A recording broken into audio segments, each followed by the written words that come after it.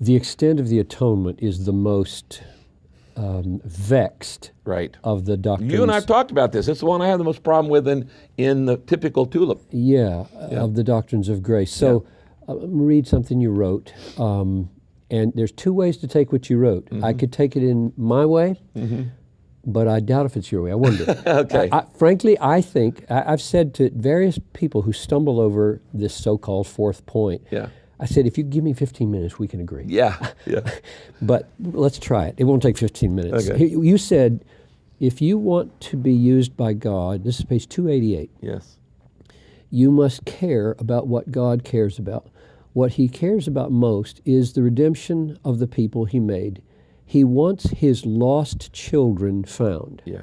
Interesting phrase. He wants his lost children found, which could mean everybody on the planet, or he could mean John 11:52, where Caiaphas says, better that one die for the nation. For the nation, And then John says, he was speaking about prophecy, that he would die that he might gather into one the children of God who are scattered abroad. Then you say nothing matters more to God than the cross. Now, if I were to take that my way and interpret it in the light of John 11:52, Christ died to gather into one the children of God scattered around, the sheep that are scattered out there, the elect. Yeah. And so in that sense, the death of Christ has a divine purposefulness, that it really did achieve the faith and the ingathering of the sheep. And I think I could say that. That would be called particular redemption or limited atonement, without denying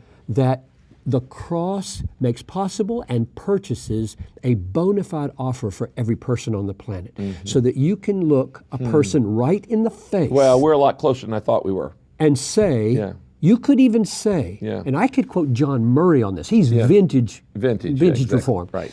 John, and say, Christ died for you. Meaning not that he effectively accomplished your propitiation. Got it. But that he died such that his arms are extended to you, saying, if you will come, it's yours. This is yours. Got it. So I feel like I can talk like the atonement is there beckoning everyone while believing when Jesus said this cup is the new covenant. Right.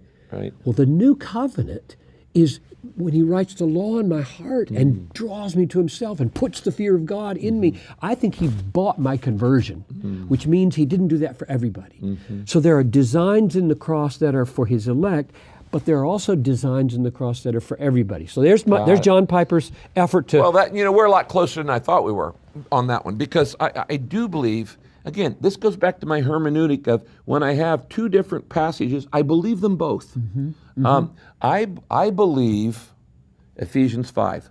Christ died for the church and gave his life for her. I believe that with all my heart. I also believe, Peter, God is not willing that any should perish.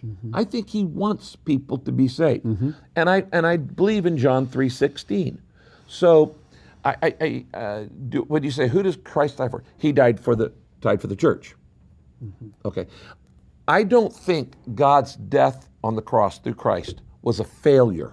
If you're saying that, I do not believe that anybody he intended to die for is failing in that area. Is just going to hell. Absolutely not. No. But on the other hand, I don't believe in universalism either, that his salvation automatically assumes everybody's going to be there, which some people have interpreted the Romans passage of as in Adam all died, in Christ all should be made. I don't interpret that in a universalist way. I like the way you say it, John. I'd like to hear more about it. Well, we'll talk again.